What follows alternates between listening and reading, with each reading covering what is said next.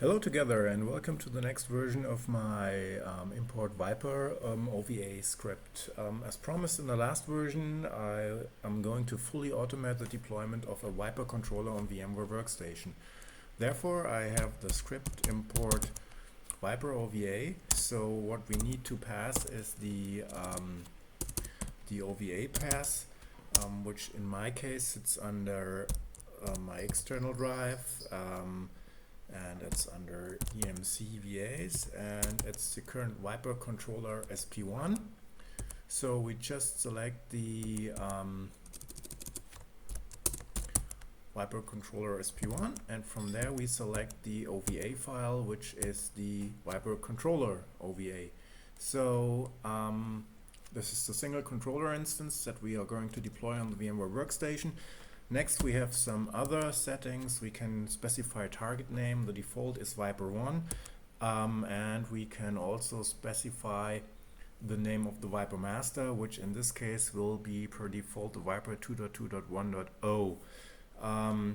We also can specify a subnet. The current subnet is 192.168.2.0. So if we want to use another subnet, we can specify this here. So I don't want to do this, but I put in the minus verbose switch to see what's going on here. So first of all, we check if the virtual machine already exists. If not, we are going to import the OVA drives, deflating them from the disks, and then we start the ViPR controller as a new instance from that one.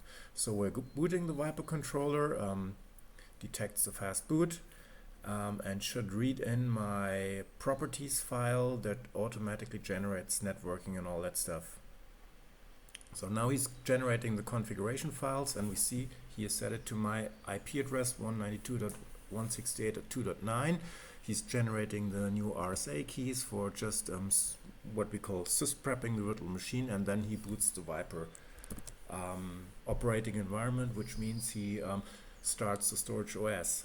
Starting a storage OS will take a while, but however we can launch a web browser and check for it. So launch Google Chrome as my preferred web browser from here now, and I say https://192.168.2.9, and we will wait for the ViPR login. So as I said, it will take a while. Meanwhile, we could go on the refresh button. So depending on your machine, this will take a while.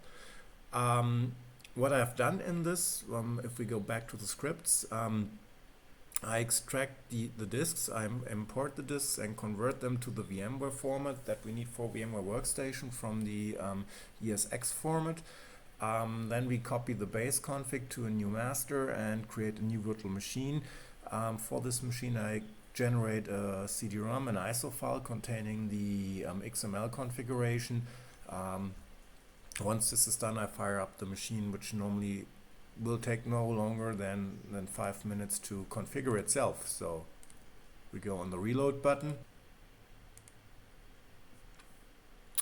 So once the system is ready, I get to this SSL certificate warning, and I continue to that web page,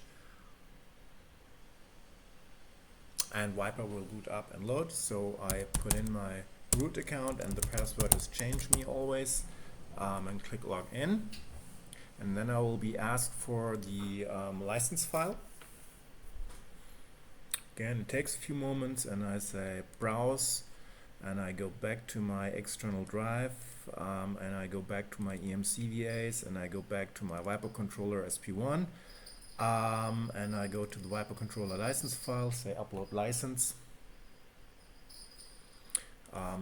confirm the new root password, PASSVORD123, PASSVORD123, PASSVORD123, PASSVORD123.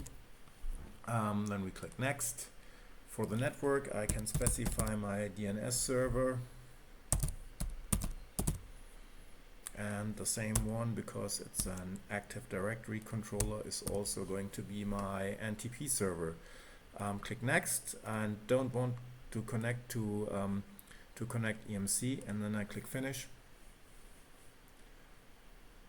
And once those values are populated, the ViPR controller updates itself, its controller status. It takes a few moments, and then ViPR is up and running. So I hope you enjoyed that short webcast on how to deploy ViPR controller on a VMware Workstation.